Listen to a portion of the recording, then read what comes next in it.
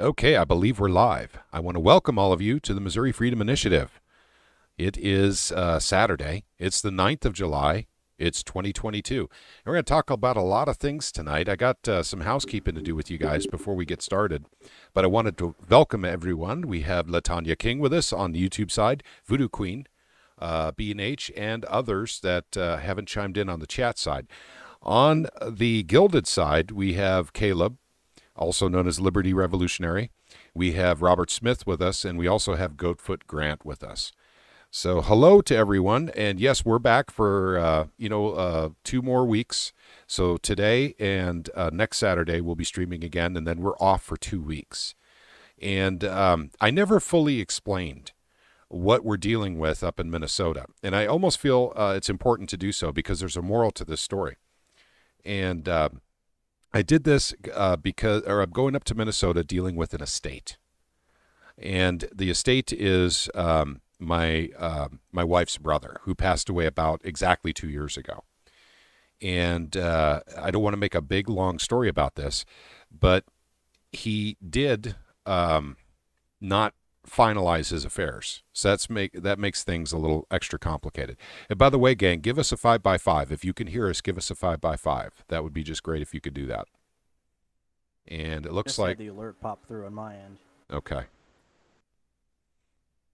So there's legalities and complications that we're having to deal with, from everything from having an executor, squabbling in the family. I hate to talk about that part, but it is true.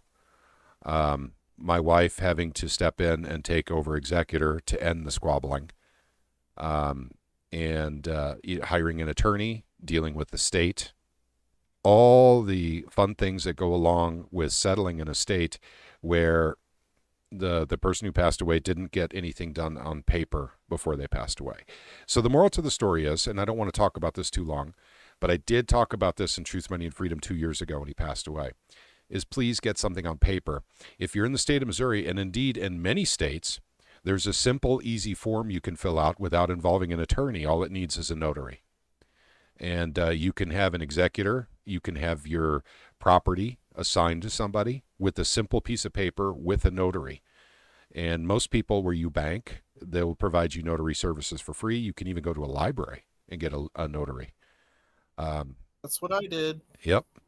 So, and I'm not trying to give advice, end-of-life advice to anybody. I'm just saying that it does make it a lot easier for your next of kin to deal with stuff. Because there's lots of extra hoops and lots of extra cost of time and money when those things are not done in advance. And my wife's brother knew that his days were short, and he still didn't do it. But for whatever reason, but I'm throwing that out there, not what we do with the Missouri Freedom Initiative. I just thought I would throw it out there for folks to think about. If you have anything of value, you might get something on paper, just to make it easier should, that eventual day come and it, come earlier than you expect. And shoot, I was in a car accident about 2 weeks ago, and it wasn't bad or anything, but, I have my affairs taken care of. So if something happened to me, I got a lot of stuff that needs to be dealt with, but there's no question as to where it goes. So, okay.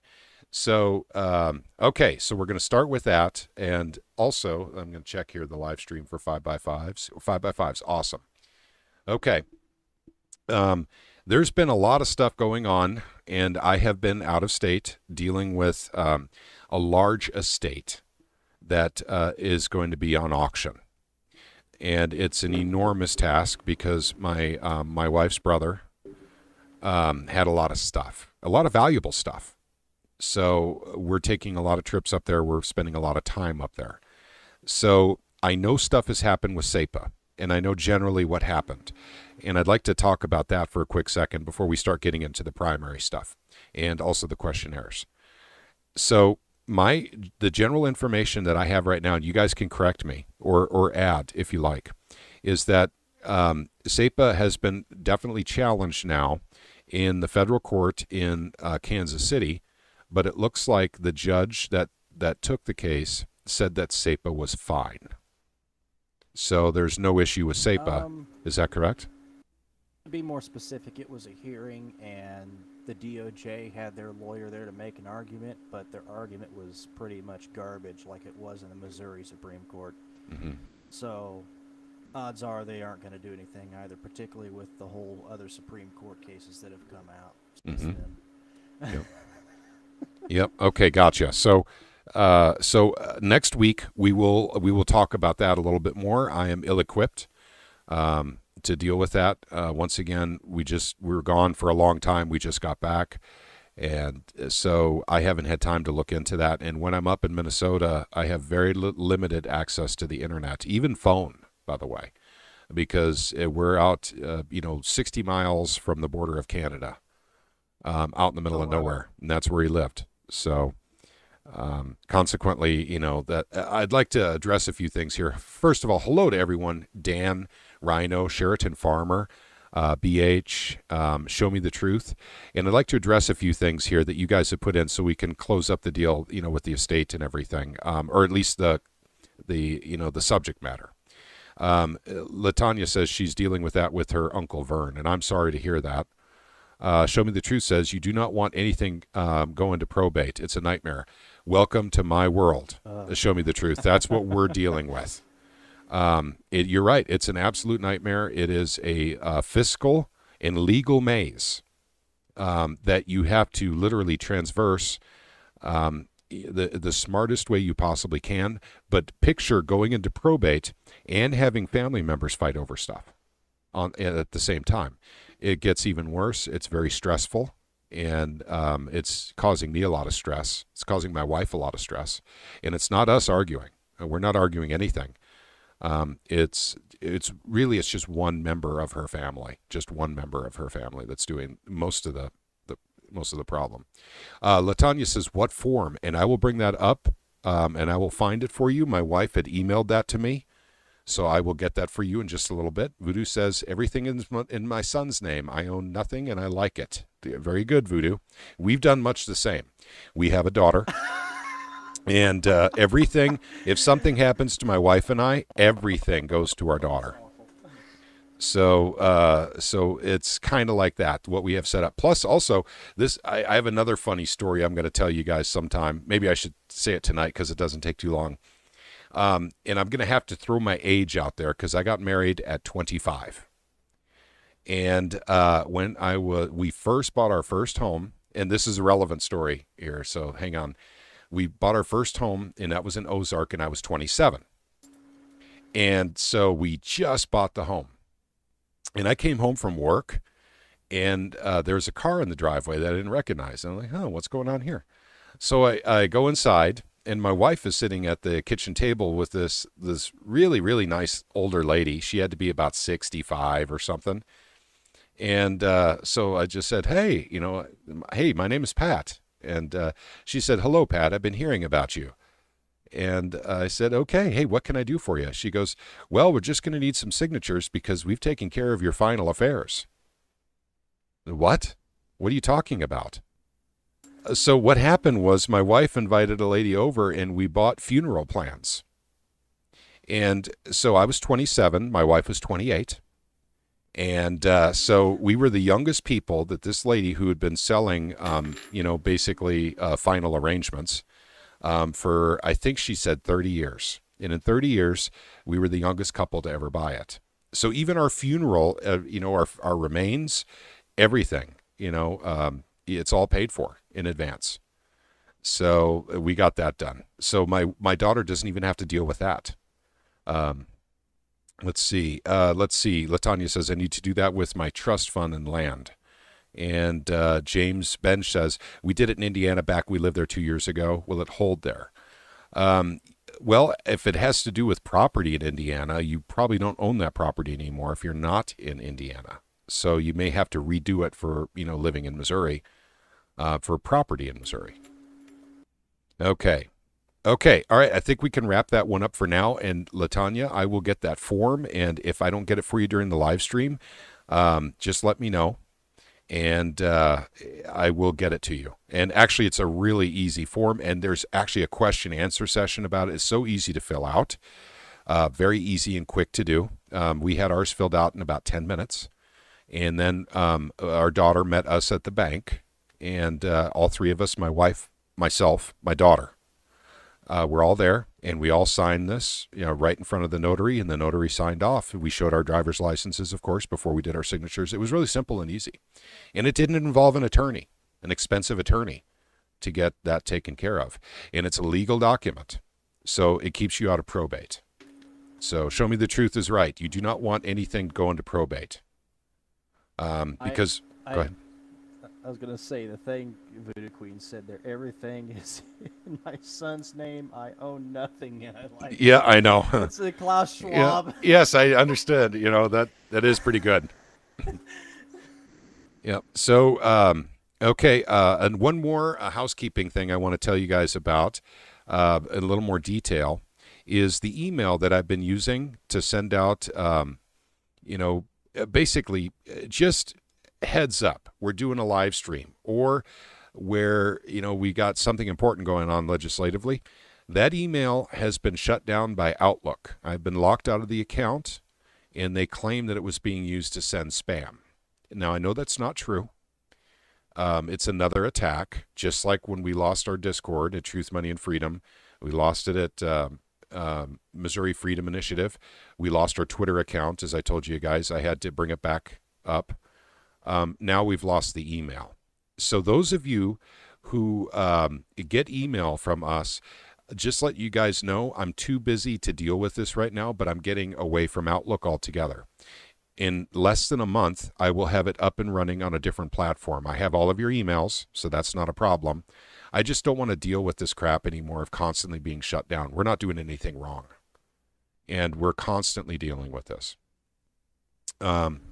Let's see, Rhino76, just to finalize something. According to the authoritarians, you are. What? I'm sorry? I was going to say, according to the authoritarians, you're doing something wrong. Yeah, apparently we're doing something wrong. That's what it means is we represent a threat, I guess, because we actually deal with the legislature. We deal with the state politicians, and we're getting stuff done.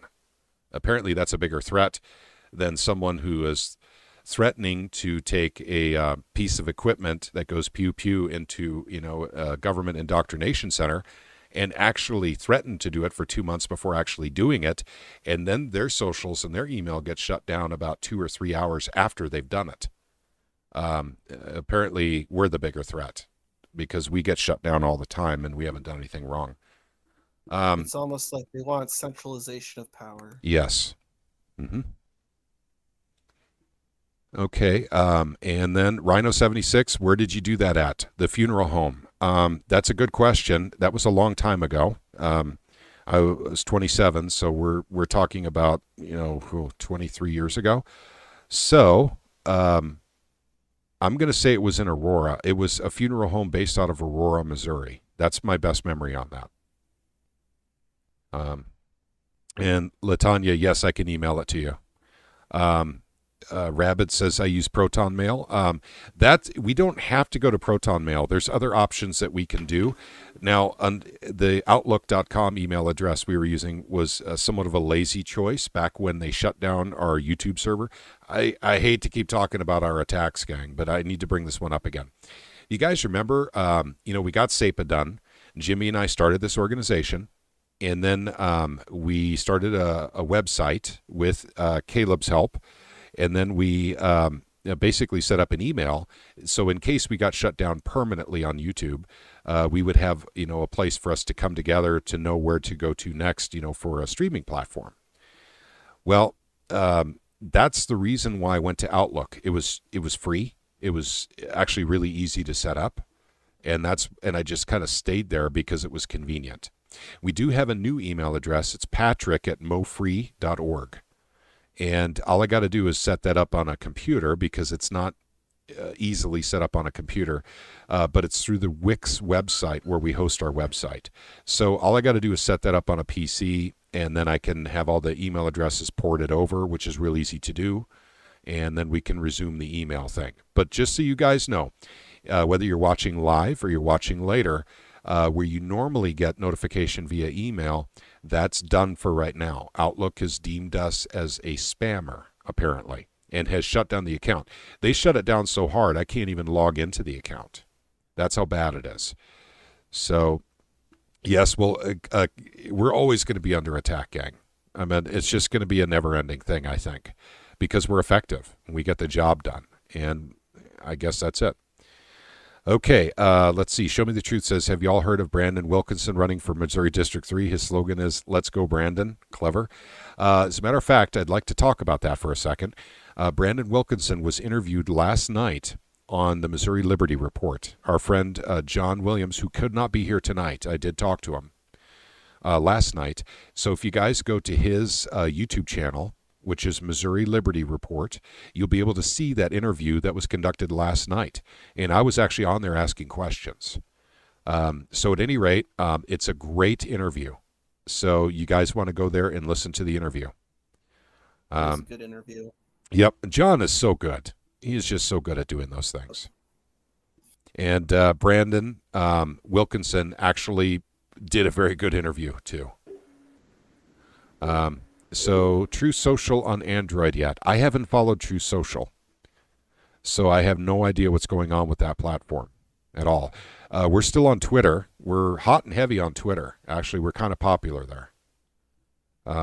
See for how much longer, though? Yeah, I know. I know. Tell me about it. Because we already had our Twitter account shut down one time. And well, with Elon pulling out, I'm wondering what's going to happen. Mm-hmm. I've lost count in the number of accounts I've had on Twitter. Yep. Gotcha. Same for Facebook. Yep. Yeah. Warrior Class says Brandon Wilkinson looks like he's a really good candidate. I agree. He looks like a very good candidate.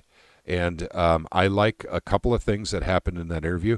Now, the guy that was interviewed before him for District 3, if you guys remember, was Dustin Hill. And I do believe that was 2 weeks ago Dustin Hill was interviewed. I think that's right. Both running in the same district for the same seat. So you guys could actually listen to Dustin Hill and to Brandon and then see who you like better. That's the beauty of doing interviews, you know. And like I said, John does such a good job. LaTanya says she's on her fourth Twitter account. Okay. Okay, gang. Well, I'll tell you what. We'll start getting to subject matter now. I didn't mean to. Go ahead. I think I'm on number 8. You're on number 8? Maybe 9. Yeah. Sorry. Yeah. I'm still on my first account. They did deactivate my account. It actually said that. The account was deactivated. And that made my heart stop. Lost a lot of followers and also people I was following when it was reactivated, which is kind of weird. So I'll tell you what, Latanya's asking if anyone's running against Mark Maples, and I don't know the answer to that. I don't even know who Mark Maples is. Oh, Dan says appreciated that he was willing to say he was wrong. That's what I loved about that interview. A politician who said, hey, guess what? I'm human. I was wrong. I made a mistake. You're right. I love that. He's just as human as I am. Most politicians will not admit mistakes or apologize for them, for that matter. Okay, so let's move on to questionnaires. Questionnaires have been sent out. I want to say a special thank you to Voodoo Queen, who has helped out tremendously in that process. I got a lot of them out, and Goatfoot is going to get the remaining ones out here real soon. But they're virtually all out now, and they are coming back. And we're getting them back from the Senate and from the House. Now, Voodoo Queen single-handedly took on sending them to everyone who was running in the Senate for Senate seats. So to answer your question, Voodoo, yes, we're definitely getting them back from people running for the Senate. I don't want to give specific information because, the questionnaires will be public. I've always said they'll be made totally public. No one else has seen them but me, and we will make them public. But I will tell you, I have not gotten one back from a Democrat yet. Not one. So they've all been Republicans so far. I wonder why. Yep, I did have one Democrat email me and say that he would not return the questionnaire because he felt that the questionnaire was biased. So that's one Democrat that emailed me and explained why he wouldn't fill out the questionnaire. And so I don't think they're biased. You guys have seen the questionnaire. Even if you don't agree with the question, you get to say no, and you get to explain why you're answering no. So I mean, there's no problem with that. So so at any rate, those are continuing to come back in, and I'll tell you what, next Saturday, what we'll do is I will figure out exactly who we or what districts we haven't heard from or what people we haven't heard from yet. And I'll let you guys know. Actually, I'll create a list and I'll actually make it available on the website or something so that if you guys want to send out a second copy to them because they haven't responded to the first one, then we can do that. But we've gotten roughly, I think it's about 40 questionnaires back. So just so that's a rough estimate. I haven't counted them. And it didn't come in on the Outlook email. This was all done on the patrick@mofree.org account. And that's not shut down at all. That one's working. I just don't have all the addresses set up on that one on a regular computer rather than the webmail, because the webmail doesn't give me the ability to hide email addresses. You guys know what I mean by that. When you send out a broadcast email, you don't want it to have everyone's email address listed, basically in who it was sent to. You want that hidden. And that's important. So I want it to be that way. So that's where we're at with the questionnaires. Basically, I'll be making modifications to the website myself here in the near future. So we'll have pages to display these questionnaires as they came in. John is doing a great job interviewing people running up to the primaries. And I want to talk a little bit, and we're going to open up for general discussion here in just a second. And we'll talk about anything you guys want to talk about. But every single election, I hear from politicians, this is the most important election ever. And this has been going on since, I think, George Bush and Bill Clinton. Believe it or not, that's the first time I heard that. This is the most important election in your lifetime. And I think every election is important, but I'm much more focused on the state stuff. These questionnaires and these state elections are critical to our plans in Missouri. Now, is this the most important election of our lifetimes in the state of Missouri? No. Every election is the most important election in our lifetimes in the state of Missouri. If we want rhinos, let's not call them rhinos. Let's call them fascists. I mean, let's just be honest about it. If we want these fascists out of office, we have to vote for good people. We have to educate ourselves as to who's the fascist and who's the good guy. That's up to us. This is how important the state elections are. And I implore people, I think you've run out of time. I think today was, or is it today? I think it was today, was technically the last day you could register to vote in the state of Missouri before the primaries. The primary is on the 2nd of August, I think.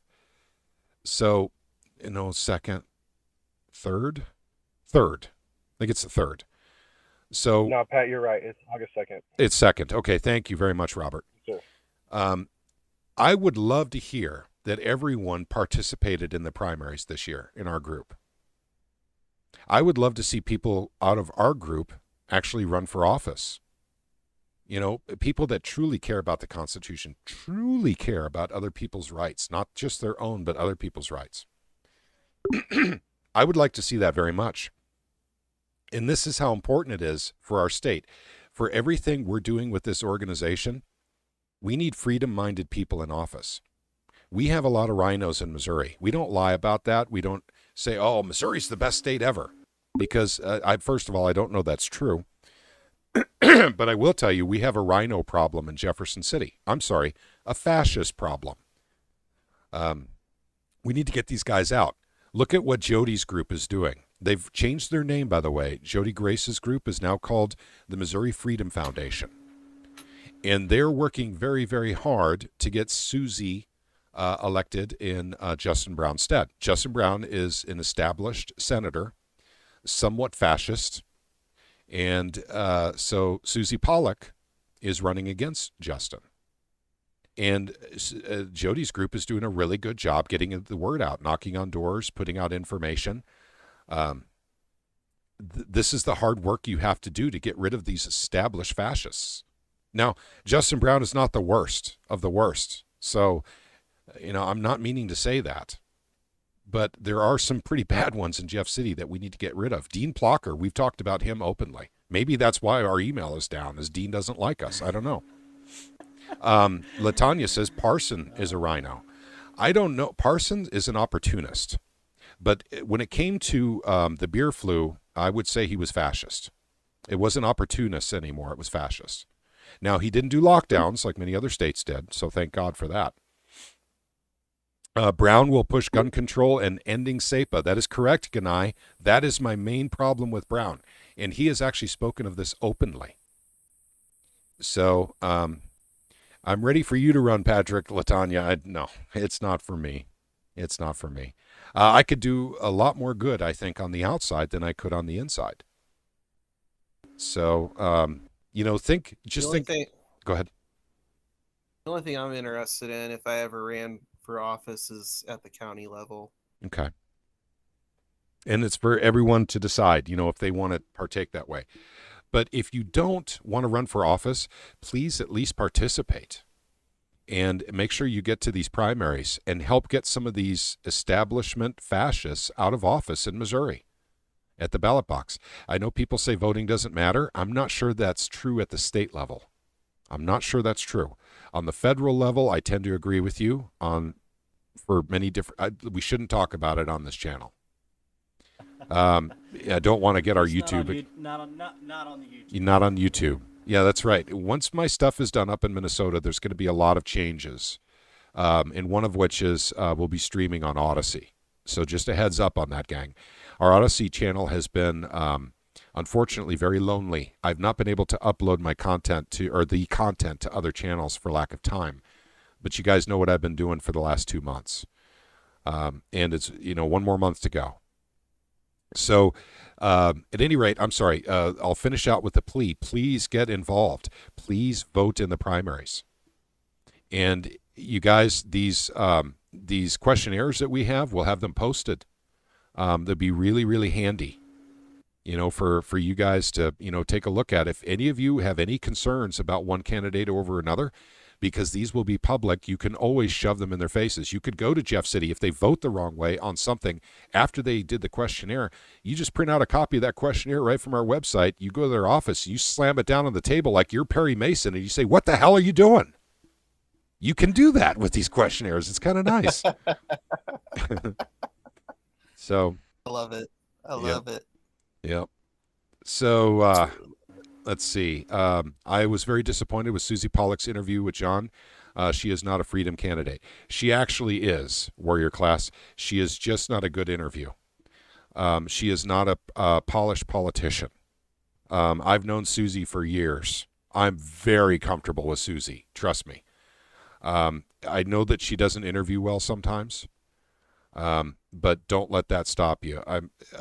Don't let that actually cloud your judgment on her. Trust me. Look at her voting record.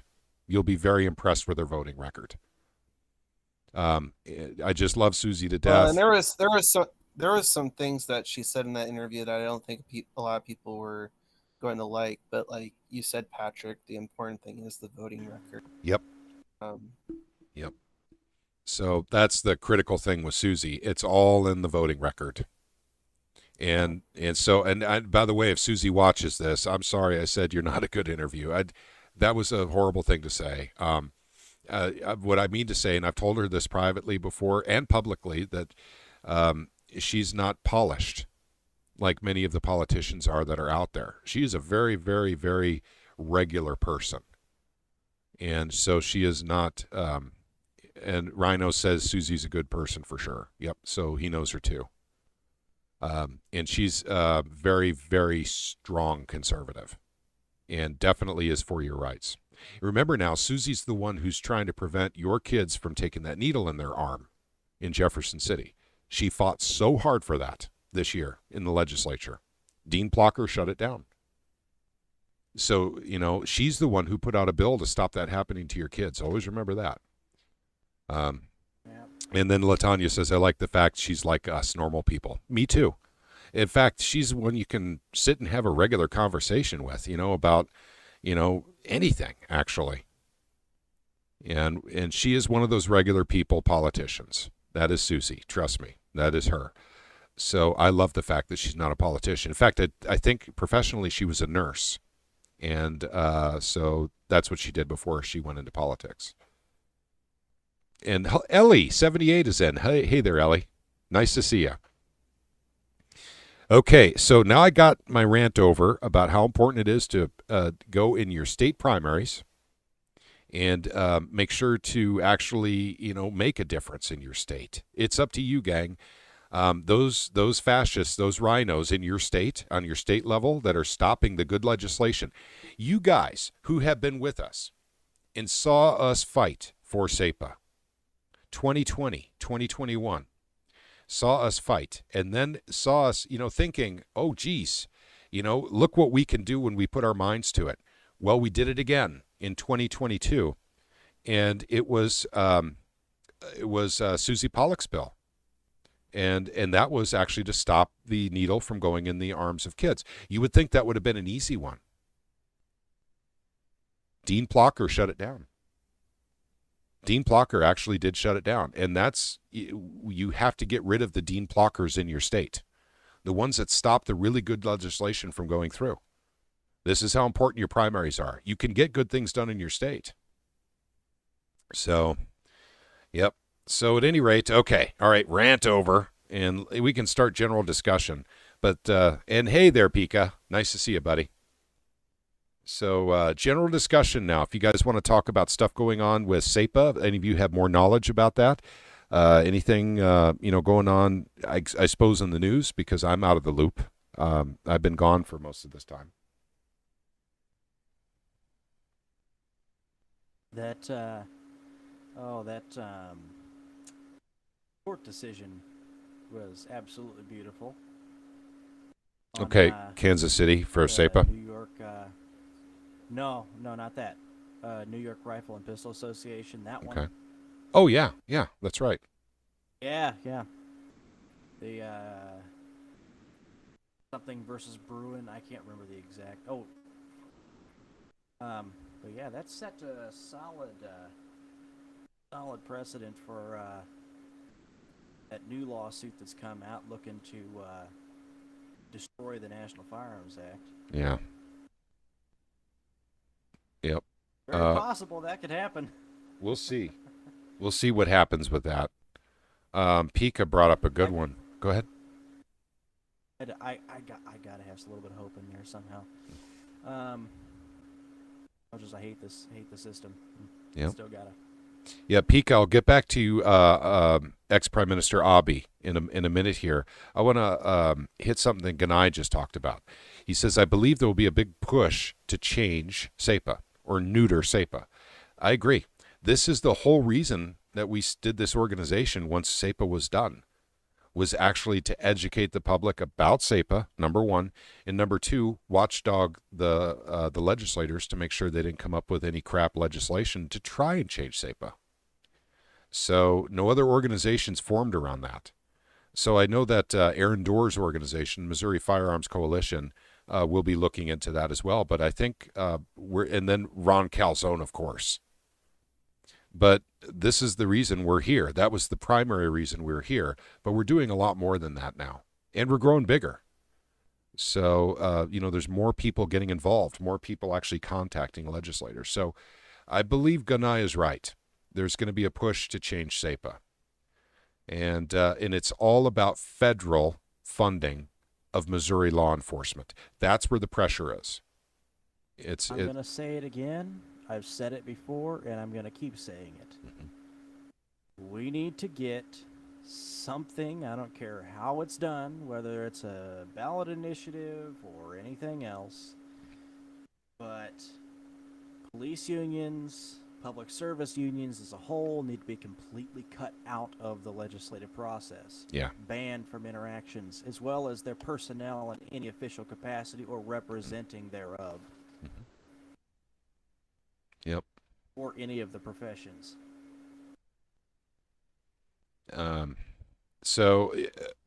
Once again, important for us to remember that we're not out of the woods yet with CEPA. Now, legislatively, they're still attacking it. And basically, if you want to know who's behind the attacks, in 2022, it was the Police Chiefs Association.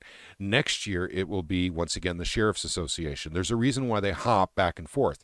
And that's because in a year that sheriffs are being elected, they let the Police Chiefs Association, who are appointed or hired positions, the police chiefs. But when it's not an election year, then the Sheriff's Association, which has more clout, will come in and attack CEPA. And that's the reason they hop from foot to foot, on which agency goes up to Jefferson City and lobbies our legislators to try and get CEPA taken away. It's all about money, gang. It's all about money. For me, it's all about freedom. I want my freedom. So I don't care if the Sheriff's Association, the Police Chiefs Association are crying in their Cheerios saying, we don't have enough money to operate. I don't care. You find a way to, or disband. Most of that money they don't deserve to have to begin with. Well, did you hear about, was it Ozark County? Caleb? Ozark County Sheriff? No. They've virtually shut down most of their operations for lack of funding. So, and once again, maybe they should sell some of that military equipment they keep collecting. Yeah, I don't know anything about that. There's people here in Missouri that would gladly take it off their hands in an auction. Yep. Yep. So, okay, Pika is asking me to come back to what he talked about, which is Prime Minister Abe. Japanese prime minister. He was prime minister up until 2020, I believe. He and Trump, were friends. Was assassinated in Japan. If you guys didn't know about that, I think everyone knows that now. And it was, of course, in Japan. They have among the most strict firearms policies in the entire world. Let's just say for first world nations. Let's just say it that way. And yet someone was able to, quote unquote, cobble together a firearm and actually shoot twice. The first time they missed. And then, of course, there's plenty of video of this, so I'm going to give you a play-by-play. What happened in between the two shots was approximately 2.5 seconds. The first shot was a miss. And all the security detail around the prime minister stood around and just looked at the guy who had the gun. And then he shot the second time, which hit Abe, and then they went to work, tackling this guy and taking him out. They had 2.5 seconds to react. And I know when someone's shooting a gun, that's not much time. But if you are trained to protect the life of your prime minister or your president, I think you could probably, with that training, you can work with that 2.5 seconds to actually prevent something really bad from happening, even if it's at the cost of your own life, which is what they're trained for, by the way. They're trained to actually make sure that their body is turned in such a way that they're least likely to get killed with a bullet. So if they're running towards a guy with a gun. So I think they're trained for that. There's all kinds of weird training that goes into Secret Service stuff. So Rabbit Cody says the assassin's gun looked like he made it from kitchen sinks plumbing. Yeah, it does. It did. It was literally two pieces. Which, by the way, you can make a pipe shotgun real easy. It's literally just one piece of pipe inside of the other with a nail in the bottom. But this guy made a black powder one, which he made the black powder, and then put an electric igniter in it from a little battery pack. It was a double barrel. Yep. I think it's probably our purview to talk about the politics of Abe. I don't remember his first name, but Prime Minister Abe in Japan. He was a conservative guy, even by Japanese standards. He was a conservative guy. So what was the motive? I don't know, because I haven't had time to actually read anything. It's my understanding they caught this shooter and he is alive. he didn't get shot because the Secret Service did not shoot him. Many people have said the Secret Service didn't have training for firearms, and that's why they didn't know what to do when a gun was being fired. That is bullcrap and nonsense. It doesn't matter which country you're in. Your Secret Service always has training for firearms, both shooting them and also going after someone who is shooting them. Caleb's volume is down. Okay. Oh, hang on a second. Let me see if I can bring it up just a little bit. There we go. I'm trying to figure it out here too. How's that? Oh, that's better. I think I got mine up. Okay. Yeah. Some of the memes that came out of that, the guy wasn't the worst guy they've ever had, but some of the memes were still hilarious that came out surrounding it. But when it comes to Secret Service, I mean, they have to accompany that prime minister or president in a country where there are firearms. So the argument of them not being trained for that is, in fact, absolute bullshit. Mm-hmm. Yep, I agree. And it's really a shame it happened. And, of course, they're using it for political purposes at this point. I don't know that their gun control can get any stricter than it already is. The guy fabricated a weapon out of, plumbing parts. I mean, at that point, I mean, what do you do? Do you make those plumbing parts illegal? What do you do? I mean, you do realize, like, let me give you a historical example. Here, by the way, I would say that Japan is probably the second most strict, first most being China. Okay. But to get it the only thing you can effectively get in Japan is a shotgun. Mm-hmm. And to get one, you basically have to go through years of training, and you have to have some kind of prior whatever, I think it's some kind of service, and then you have to literally have a notarized thing approved from, I think it's the fucking prime minister, to actually get that shotgun. Mm-hmm. Yeah, and I'll tell you what. Before we go too much off the deep end with this, let's invite Robert to speak real quick. If Robert has any take on this, what happened in Japan. Robert, are you available to talk? Yeah, I'm here. Okay. What are your thoughts on what happened in Japan, Secret Service-wise, fabricated weapon, and now stronger police state policies, probably as a result in Japan? Well, if you look at the current affair of governments across the world, that's kind of standard policy. There's always something to incite fear, and then it's always followed up by taking liberty away from law-abiding citizens and consolidating power to the state. And, we see it when we had the school shooting in Texas, and then there was another one in Buffalo. And then what they do, they start hammering gun control laws, even though control laws really don't stop somebody that has the intent to do something malicious. What we need to do is be prepared to defend ourselves. And, we should always have the right, it's our natural right to defend ourselves or to preserve our life when it is in danger the best that we see fit. And,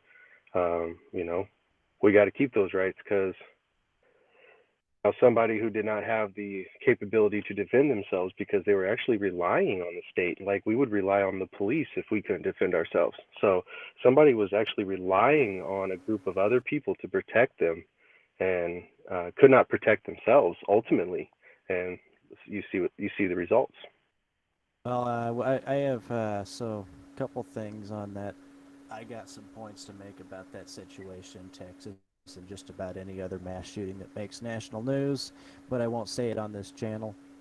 And when it comes to Latanya there, let's see here. I have a friend who could rig one up.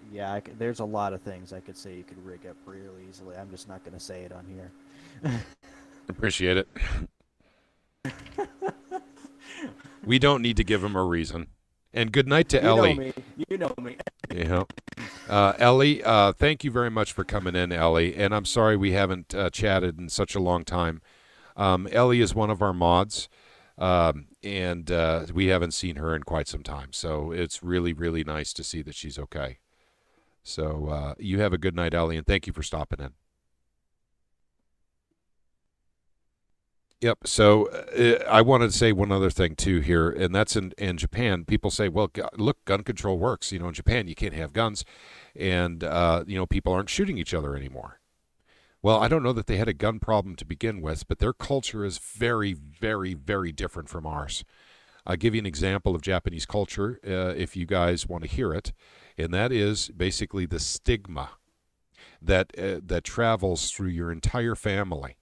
If you do something wrong and you do something criminal and you are charged, convicted, that stigma stays with your entire family for the rest of their lives. That is a very powerful incentive in a culture that takes honor so seriously. So a lot of people don't do anything criminal ever in their lives. They're in Japan. They're generally very peaceful and law-abiding citizens because they don't want to bring disgrace to their family, to their parents, or to their wife, to their children, to their husband, their kids, whatever. So this is why in Japan, gun control wasn't really needed to begin with, because they really didn't have a gun problem that let's just say post-World War II. I don't know that there was ever a problem with guns in Japan. I don't know about pre-World War II Japan, though. I don't think there was. As far as I know, they pretty much just were completely disarmed after World War II because of, Yeah, they actually took the records at the courthouse to find out who had firearms and samurais, and they confiscated everything. Yeah. They confiscated the swords. Yep, swords, weapons, everything and anything. Mm-hmm. All because they had public record of who owned it. Okay. See? So that's why we shouldn't support that in the United States either, because they'll just go to the courthouse and they're on record. Yep, and that doesn't... I'd like to see them try. Well, they do it all the time, Caleb. I mean, look how many times the Missouri concealed carry list ended up in the hands of the FBI. Oh, no. I mean, I'd like to see them actually come and try to take them. I see. Okay. Gotcha.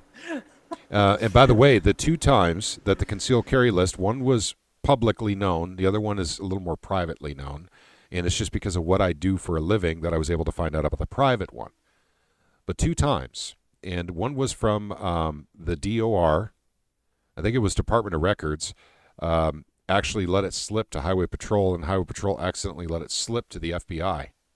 And the other one was when it was Missouri Sheriff's Association. And that one, I'm sure statute of limitations has passed on this. I think it was more than 7 years ago this happened, maybe like 8 years ago, actually. But what it looked like from an IT guy, which is me, working on Microsoft servers and that sort of thing. Not that I worked at the Sheriff's Association. I want you guys to get that impression, because that is not the case. But what it looks like happened was they let it slip to the FBI, and they claim that they were hacked.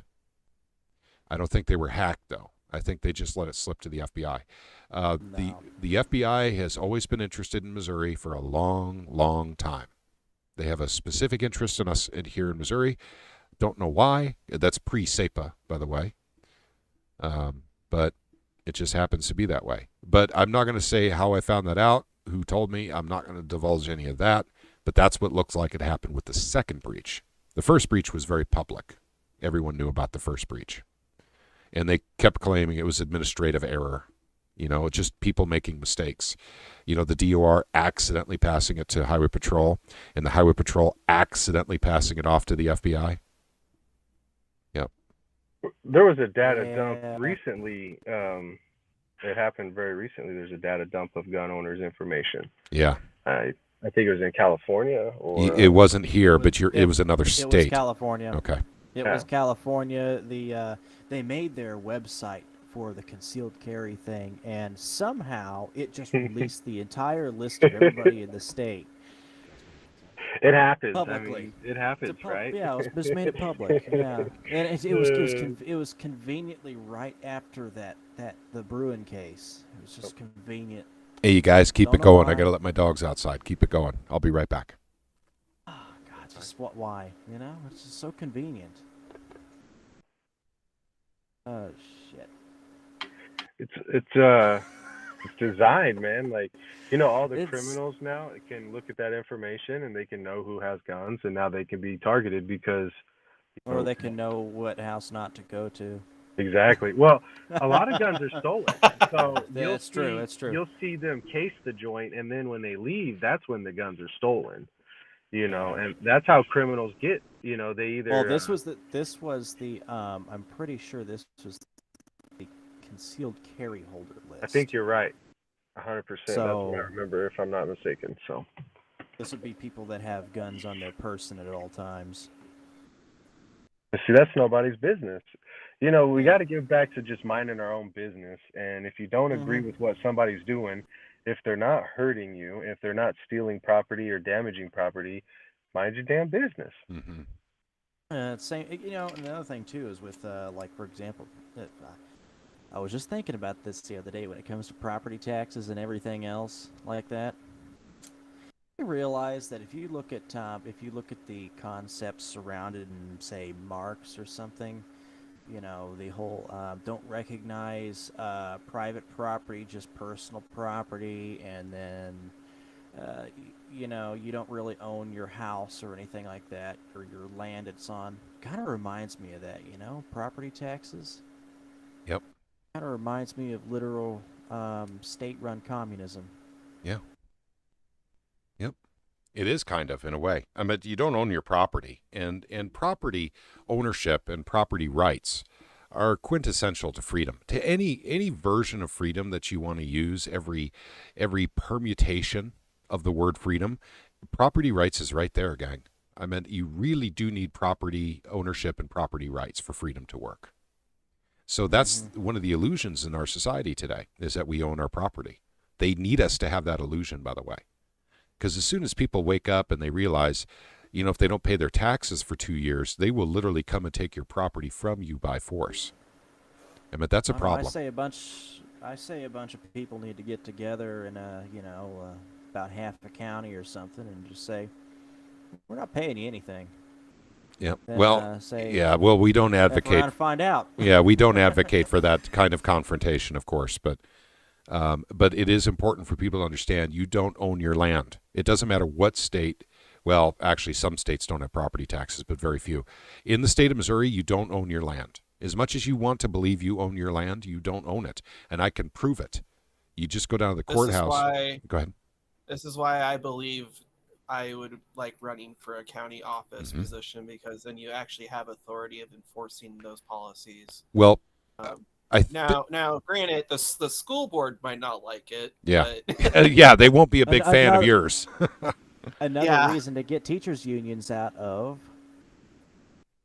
Yep, and personal property tax, I think, is something that we'll be addressing next year. Oh, by the way, not to take away from the conversation, but just to let you guys know that I am back in Missouri here for a week, or a little more than a week, and then leaving again. But when I come back, we're going to start working very seriously with the Mises Institute on the silver and gold bill for the state of Missouri, which is so popular, in fact, that there are many other states waiting for that language to come out and would like to copy the language, to run a bill in their state. And by God, let 2023 be the year that 25 states get silver and gold instated as money again in their states. That would be a beautiful, beautiful thing. Very powerful, gang. It would turning point. That's a turning point. It would break the Fed. It would literally break the Federal Reserve. Yeah. And if the dollar went at that point, it would be just like, okay, bye. Pretty much. Bye, Felicia. But I want to remind you guys, I'm excited about this for several reasons. Number one, it's a sexy project like CEPA was. And so we're going to garner a lot of interest in the state of Missouri and over the entire country, what we're doing in Missouri. So it'll bring attention to silver and gold for every state to look at that seriously. I want other states to get it too. But also, too, the very fact that the Libertarian Party has taken a lot of interest in our language. So they're thinking, and by the way, I ripped off most of what I wrote from Texas. I changed the language a little bit, but I added 4 items that Texas didn't have in their bill. So that's how I created it. And I am absolutely honored that the Libertarian Party and possibly the Mises Institute people think that it's a quality bill. But at the same time, it will be publicly available to anyone. I ripped it off from Texas, so someone else can rip it off from me. I'm cool with that. So it's not really ripping off if you improve it to certain. Yeah, I understand that, but at the same time, that's basically I need people to understand that I'm not a genius. If I didn't have Texas's law to draw from for what I wrote up, it would not be as good as it was. It's just a fact. And then I already thought of two things they didn't have in their bill. A friend of mine came up with one thing, and then I came up with one more when I finalized it, and I got it ready for Bill Eigel. But it's going to be cool, gang. This is a sexy project. This is something that'll be just as fun to do as CEPA. And here's the thing. This will have across the aisle support. I mean, there's nothing offensive in this bill unless they're literally funded by bankers. That's the only politicians that won't like something like this. I could see that happening in St. Louis. Yeah. St. Louis Federal Reserve Chairman. Yeah. You know his remarks back in March of 2020? True Chairman Powell. Yep. St. Louis Federal Reserve Chairman. Yep. I know, but it's still the Fed, so... My point being is, you know what his statement was in March of 2020 surrounding everything that I will not mention here?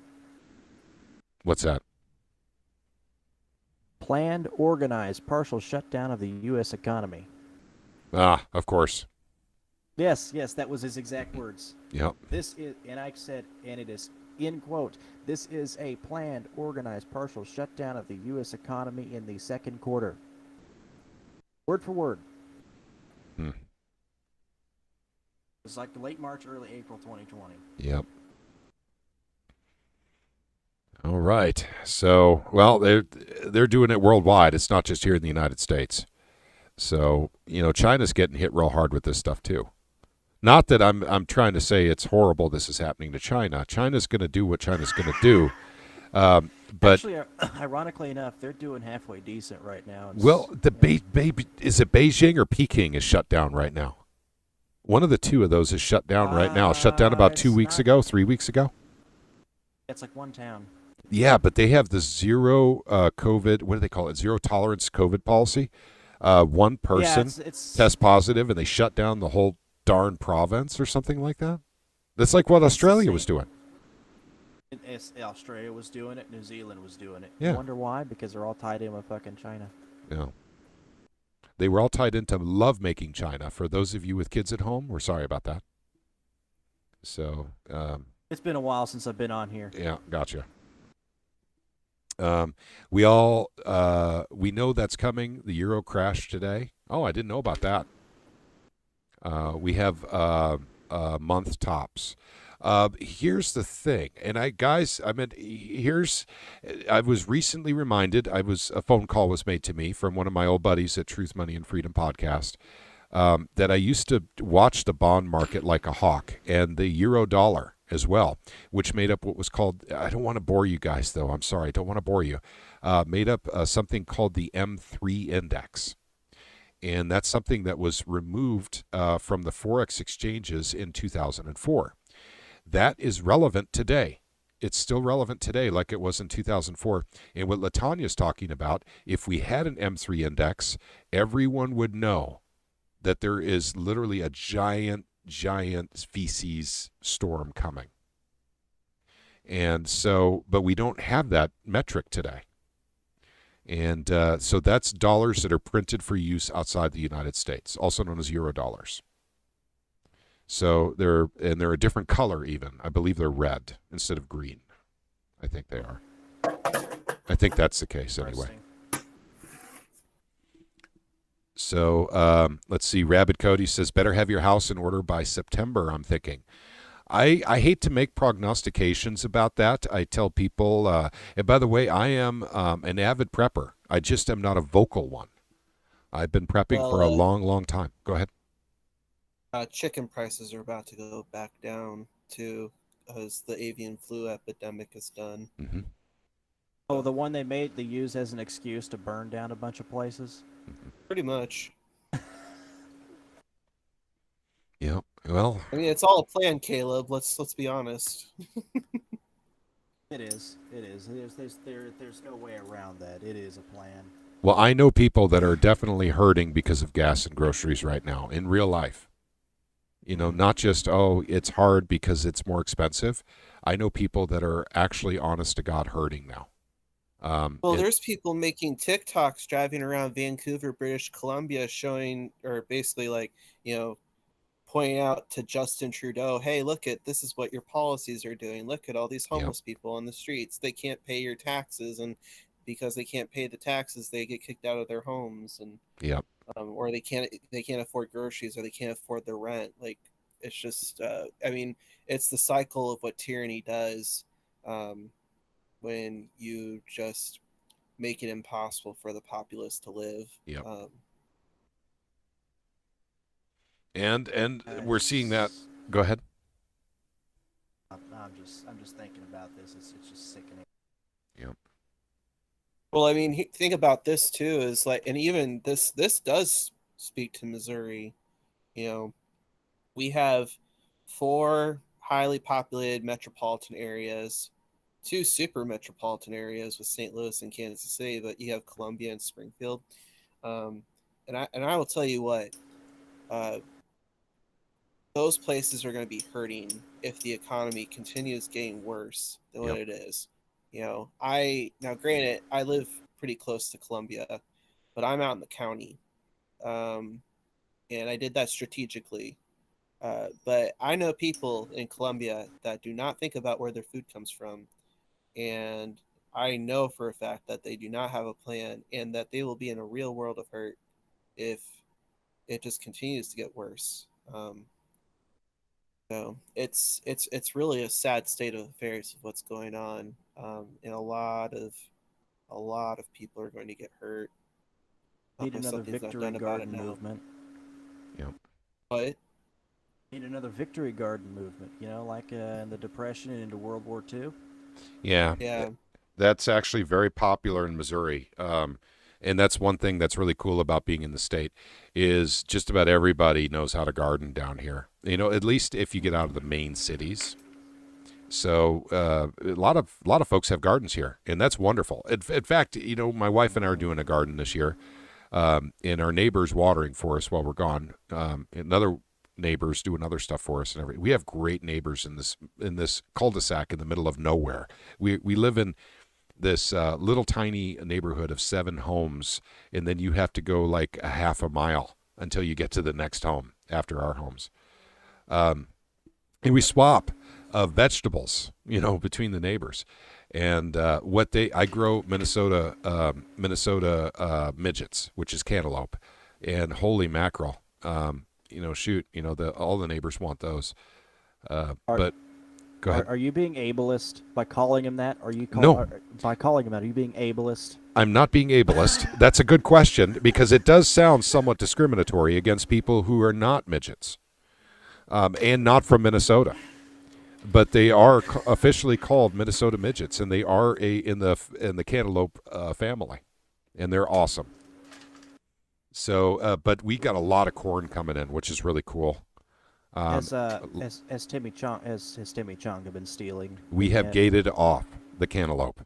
We did have a problem, by the way, with Caleb brought it up. He probably saw it when he was here before, but we have a problem with Timmy Chonga, which is my dog, actually running off with cantaloupe.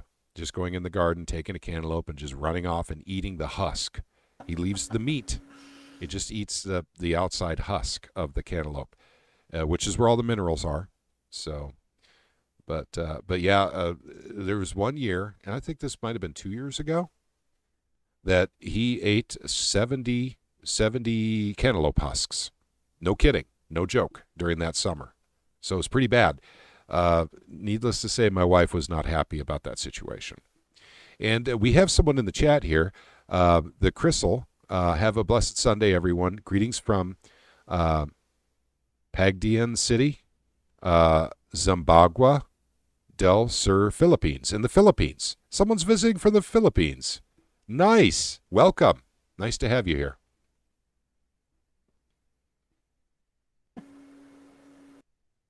Okay, and okay, guys, I've done a lot of talking and everything, but is there any subjects or any questions that you guys had that weren't covered? Just let me know. I'll scroll through the chat here real quick. Hey, Patrick, what are? Oh, sorry, Caleb. I'll let you go. I was gonna say, I bet I know why. There's someone here from the Philippines. I mentioned the Philippines in the historical reference earlier, Mm-hmm. and I bet the algorithm picked up on that. Ah, gotcha. Put it in the recommendations. Okay. So I have some things that piqued my interest of late. Go for it, man. I saw that Parsons wants to do a special session to relieve income tax on the people of Missouri. But it got me thinking, and I know there was a few bills last session we were really pushing for, but they didn't get pushed. But I'm wondering what we can be communicating to legislatures before filing in regards to, relieving more taxes just due to what the federal government is currently doing right now. Well, can I speak to that for a second? Yeah, absolutely. Okay. Here's the interesting thing when it comes to when a country starts going to hyperinflation. It's the smaller local governments that literally have to give in because the federal government won't. It doesn't matter what country. So that's the way it's going to go. However, I do want to point something out since we do still have an audience. We pushed real hard for HB 1992 last year. You remember that one, Grant? And so does Caleb. Oh, yeah. And that was actually to get rid of grocery store sales tax. And Dean Plocker wouldn't even let it on the floor. We could have eliminated grocery store tax this year, gang. Guaranteed, across the board, conservative, yes. We had more than enough to pass it. But Dean Plocker single-handedly would not even let it touch the floor for perfection or debate or anything. Well, one thing I'll add to that too. I'm thinking it might have been a combo of Vescovo and Plocker as well. Because when I talked to Representative Coleman, she made it sound like she was. We lost Patrick. No, I'm here. I just turned off my camera. Okay. It sounded like she wasn't in the good graces of the speaker this year, and so that makes it really hard for any bill to get through. But I mean, you're right. Plocker is the one that brings it to the floor. That's correct. No, Vescovo got it out of committee, and so that was a done deal. Vescovo did his part. This was a Dean Plocker deal, unfortunately, from my opinion, by the way.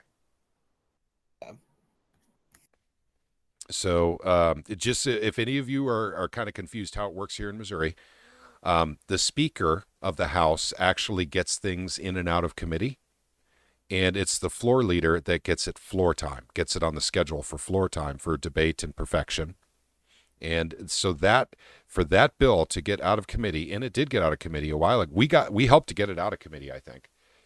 But it was the third most popular bill, and it was something we were pushing. We don't even know anyone else who was pushing it.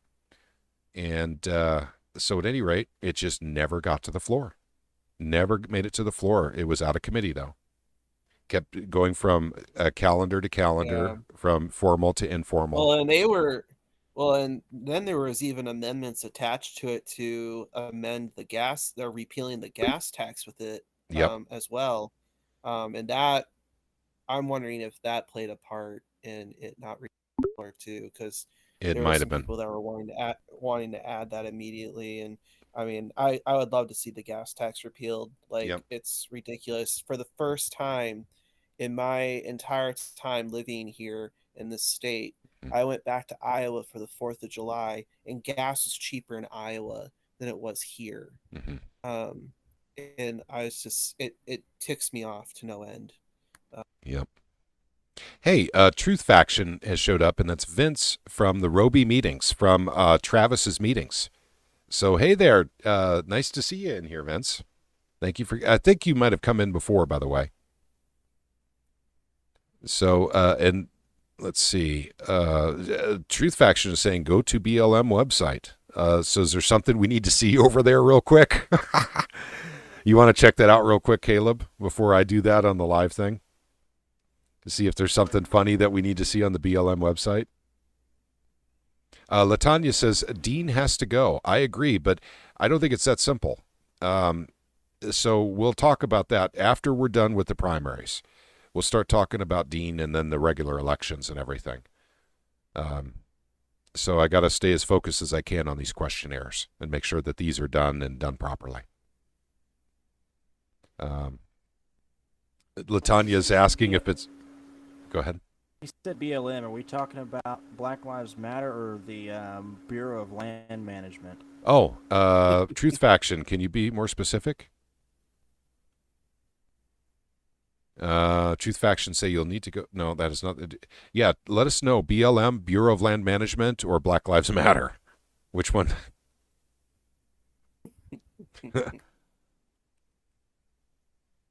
Both are pretty scummy anyway. Yep. But the BLM website being redirected to the Democratic website, I remember that. That was like 2 years ago. Yeah, I remember that. You could, it would redirect directly to whitehouse.gov. The Bureau of Land Management or Black Lives Matter. Oh, Dan is asking. Okay. He said to go to the BLM website.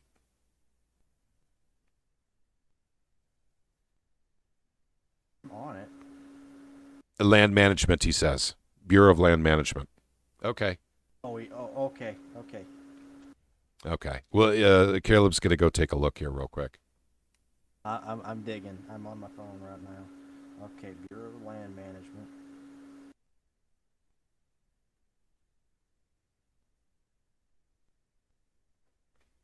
So, I mean, to reiterate, while he's doing that, I want to appeal to everyone once again.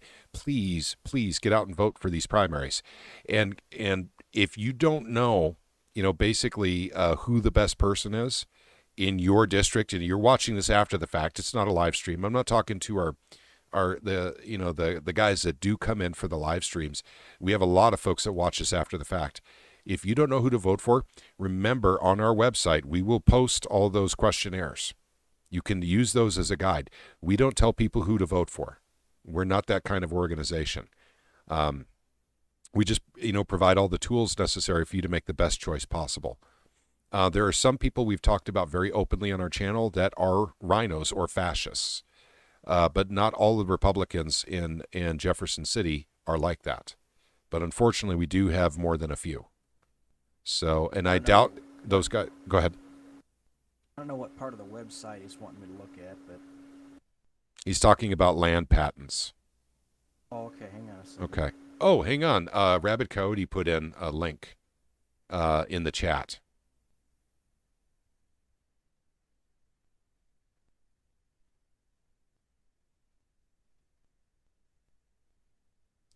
Okay. But let me back to what I was saying here.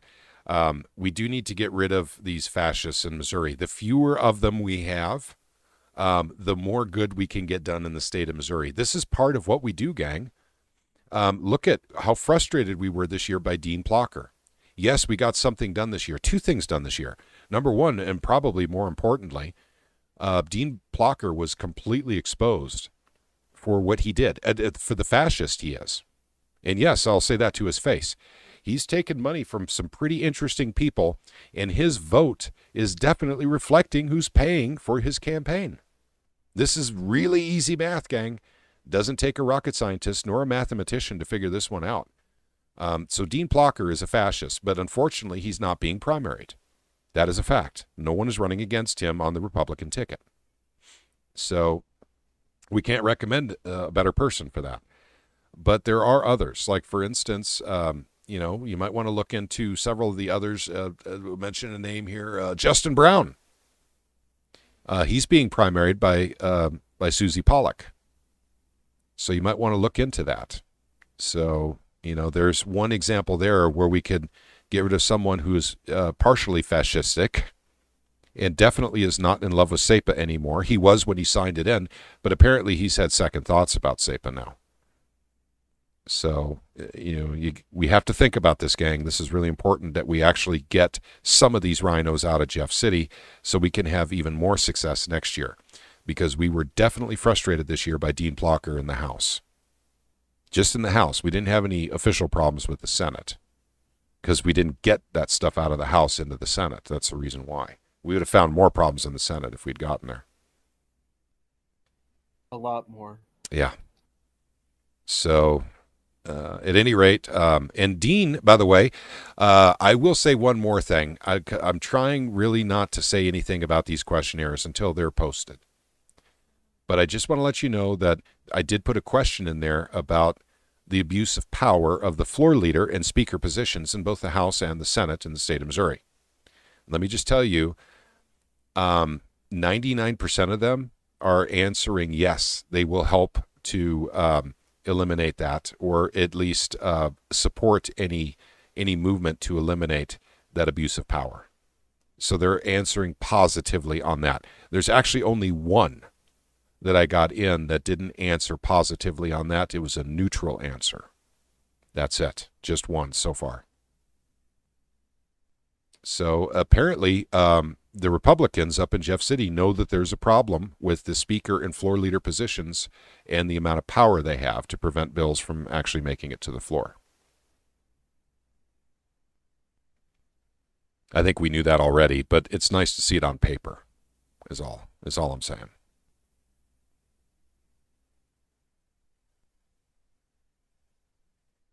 Okay, all right. And Robert, how are things going? You have any, and Robert is a regular participant in our group, and he is running for, I think it's District 125, and that would be a representative position from Missouri State 125. How are things going for you, Robert? Things are doing well, actually. We have a couple of big events coming up. July 30th, I'm hosting Tacos with the Candidates. And what it is it's going to be a Vernon County meet and greet for the contested Vernon County seats. Okay. And it'll be an opportunity to have people come out and get involved in their local government. And then August 6th, we're going to have a Truth and Liberty candidacy celebration. So, which, Pat, you are speaking at. So, I am. We're so I've super excited about that one. Yep, that'll be really cool. Look forward to that. Look forward to meeting you. Yes, sir. There's that one time you were going to come to Jeff City and you couldn't make it. Then when we were up right. there. Well, sometimes when you run your own company, and but these are kind of leveling out, and it's actually getting really nice. So. Okay. But yeah, I'm excited to have you guys come down, and Tom Martz and Jesse Rude, and then John Williams as well will be there. So. Yep, John Williams. Isn't Chad going? I think Chad's going too. I think we may have lost him. He's okay. Do you think the recent bill signed? Oh, by the way, this is from Show Me the Truth, 1611. Do you think that the recent bill signed into law to end ballot drop boxes mandating voter ID will make Missouri continue to become a more liberty-minded? Absolutely. Those drop boxes should never have existed in the first place. They are an affront to a free election. Those invite any kind of shenanigans, that's possible in an election. But eliminating those and mandating an ID, a Missouri state ID, will definitely help in the state of Missouri. But we didn't have that big of a problem to begin with. It's not like Virginia. Where Virginia, they have an enormous problem with dead people voting in the state of Virginia. We don't have a problem like that here in Missouri. But I assure you, the dead people that were voting in Virginia were using drop boxes. They used to use the U.S. mail, but they were using drop boxes instead. So there's video evidence that drop boxes were tampered with. So there's actual fraud. It's kind of like having locks. Locks keep honest people honest. Yep, that's right. So you need to show up and vote, and it'd be nice that the everybody take the time on Tuesday to come out and show their support for the right candidates. Yep, I could not agree with you more. Guys, this is really important. Now, this isn't the election, this is the primary, but we could primary out some fascists in the state of Missouri. I mean, everyone makes mistakes.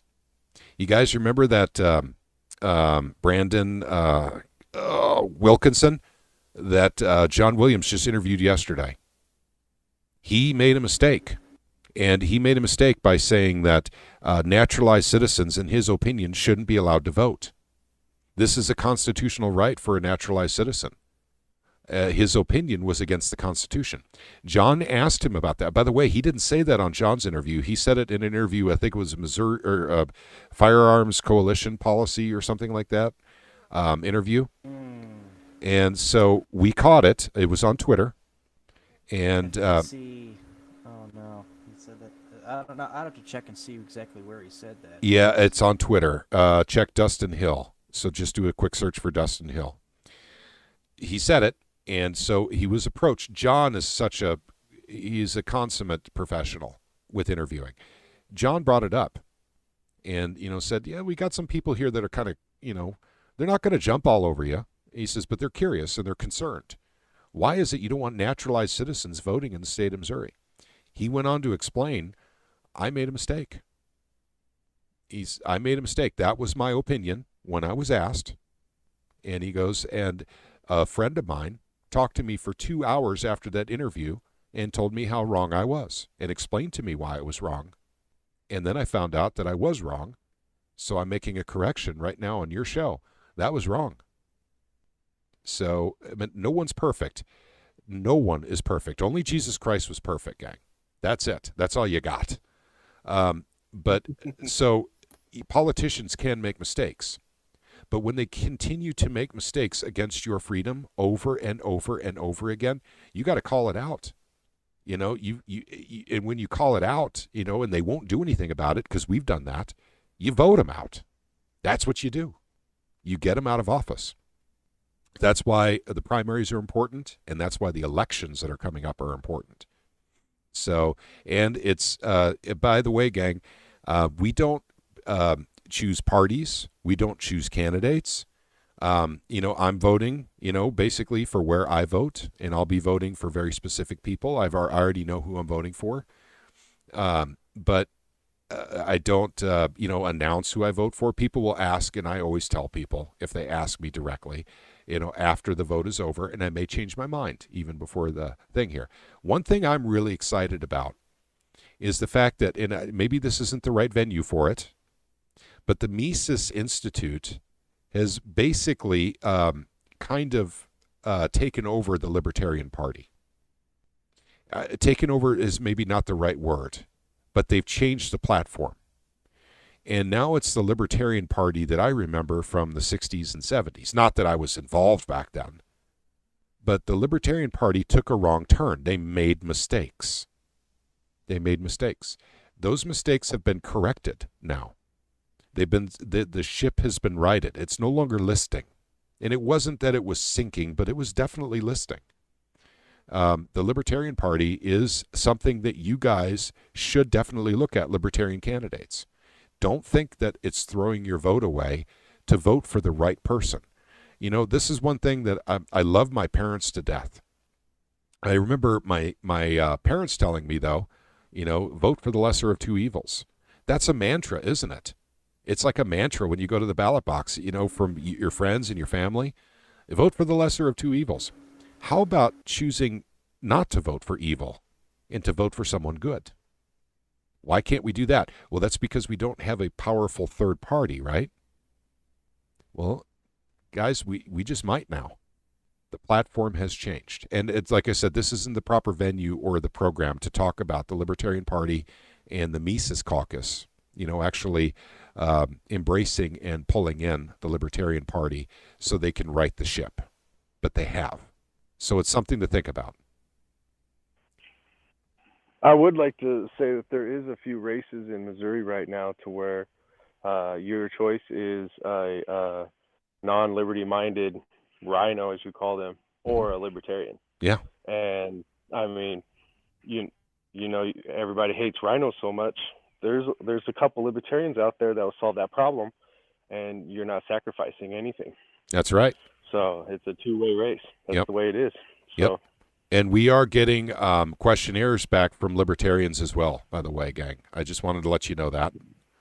So, but everyone's getting one of these. If you're running for the House or the Senate in the state of Missouri, you're getting a questionnaire. And so hopefully we'll get them all back in time, and I can post them all, and we can have that all available as early as possible.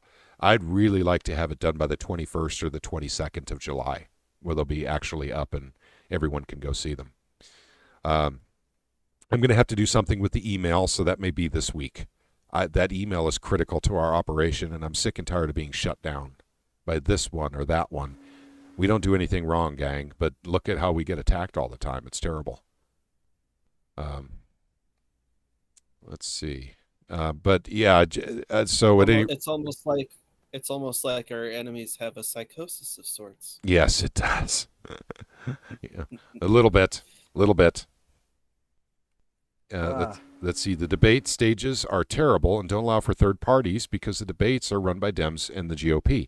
That's partially true. It's the Women's League of Voters that actually runs the debates. But I think that's on the federal level. I'm not sure about the state level. Hey, we got a person here we can ask.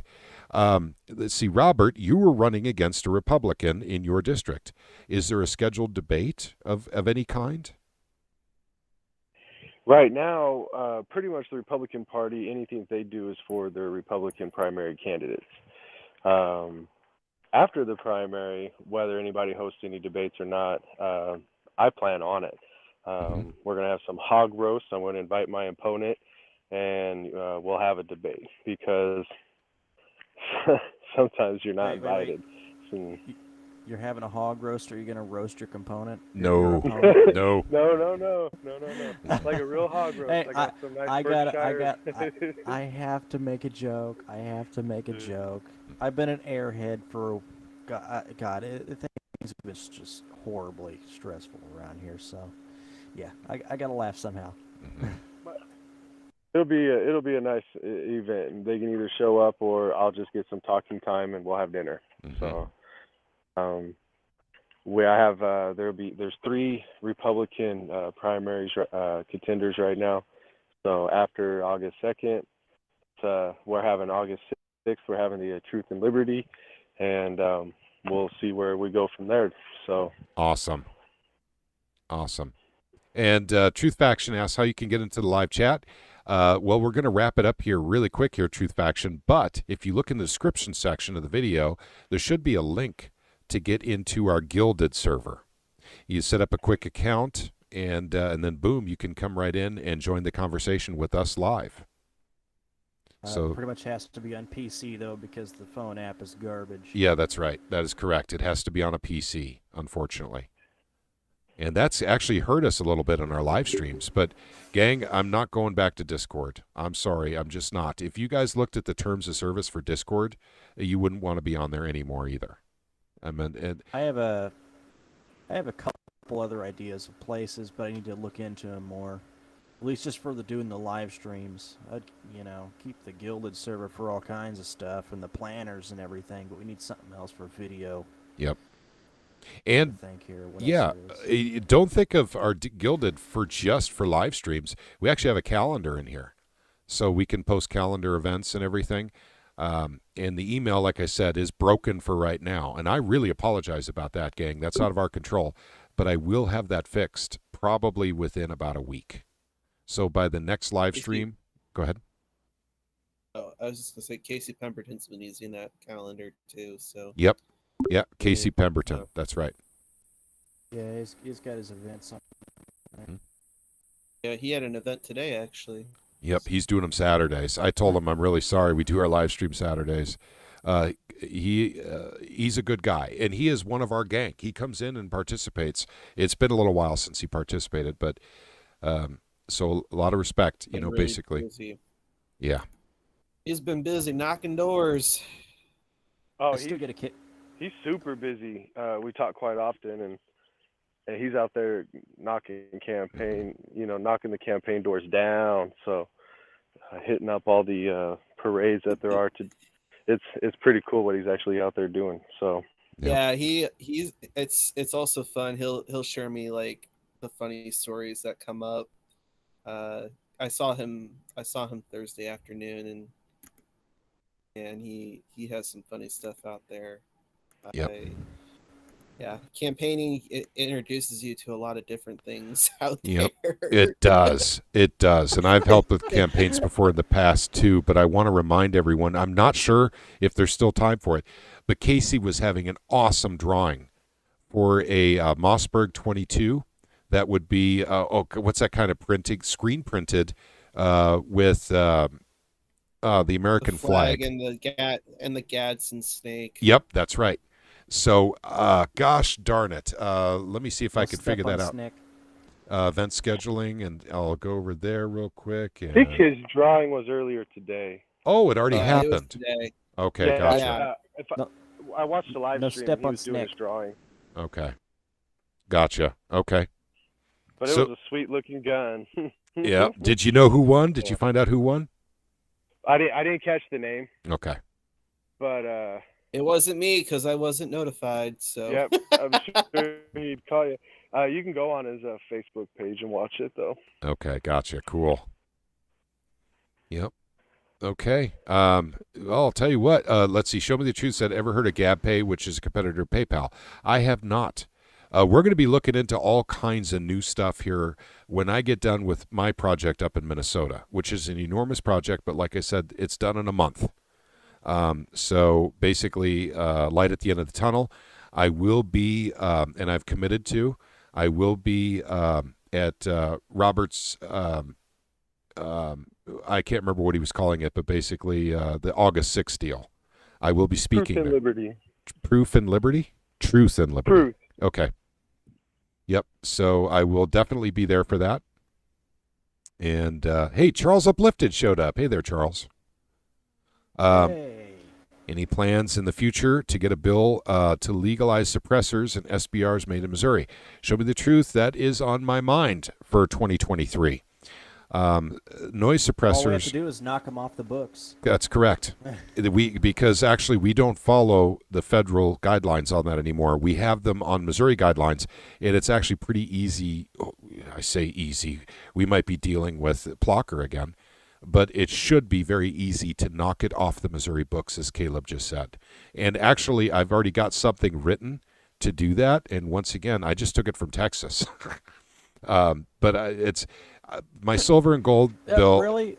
I've been stealing a lot from Texas lately. Well, to be blunt, all you have to do is you write a bill that says to remove suppressors from the books, and then you do one line, and then you put a strike through of that section out of that law. It's a one-line bill. No, it's because I also wrote in mine that there can never be any Missouri taxes, sales taxes, or tax stamps ever imposed on noise suppressors. I've added more to it. When I rip off from the best, but I also add really good stuff too. That already exists in CEPA. Tax stamps are already... Yeah, well, tax stamps are already gone, but I just want to make sure that it doesn't happen because this happens separate from CEPA. So, but it'll be cleaned up if it's not necessary. So it'll be cleaned up. So yes, we're gonna do that. Nail the machine guns and SBRs and SBS too. Yeah, I don't know, man. Really, you'd just be better off striking 571.020 from the books. No, hang on. We don't have the right. We don't have the right makeup in our General Assembly to do that, Caleb. We just don't. Not right now. So that one, 571, is not coming off the books yet. Trust me. We need a lot more people like Robert Smith. Yeah. Well, who doesn't?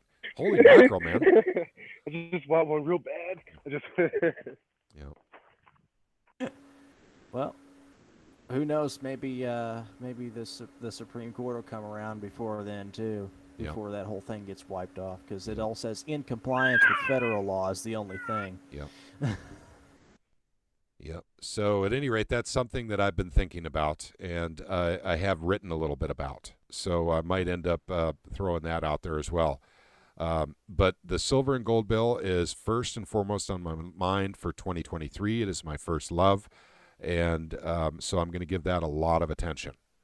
And there's a lot of people waiting on me. Since we don't, Go ahead. Especially since we don't have to worry about redistricting this year. Yeah. Thank God. Yep. Well, I hate to say it this way, but they can't use this as an excuse in 2023. Yeah, fair enough. Yep. That's true. Fair enough. Yeah, because they were going home awfully early on those days they were debating over the district lines. They were adjourning at like 2:30 in the afternoon. That's after they started at 10. Or going on a Monday at 4:00 and ending at like 5. I'm like, what the heck? We saw that with the Senate. Holy crap, they were bad about that. The Senate was awful. Yeah. So worn out after using their words for a couple hours. Yeah. And sitting there. Okay, gang, if you guys have anything else in YouTube land, go ahead and throw it in the chat there because I'm thinking about wrapping this up here. But I want to say again, thank you very much for joining us. I know it's been a while since we've done a live stream.